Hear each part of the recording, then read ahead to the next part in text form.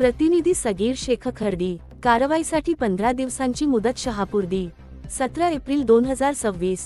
तानशेत station परिसरातील अतिक्रमण हटवण्याच्या मागणीसाठी शहापूर तहसील कार्यालयासमोर उपोषणाला बसलेल्या सामाजिक कार्यकर्त्या डॉक्टर अपर्णा खाडे व मनसे विधानसभा सचिव शशी पूर्व यांनी तहसीलदार परमेश्वर कासुळे यांच्या आश्वासनानंतर आज उपोषण मागे घेतले।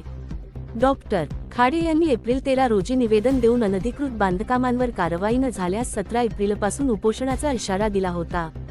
त्यानुसार आज सकाळी त्यांनी उपोषण सुरू केले होते।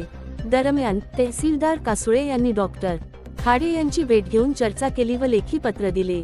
मौजे कळमगाव येथील गटनाम 181, 182, 191, 192/2 व 192/5 वरील बांधकामधारकांना 7 एप्रिल रोजीच नोटिसा बजावल्या असून त्यांना खुलासा देण्यासाठी 15 दिवसांची मुदत दिल्याचे त्यांनी स्पष्ट केले। साहेबांनी शब्द दिला की 15 दिवसांत कागदपत्रांची छाननी करून ठोस कारवाई करू।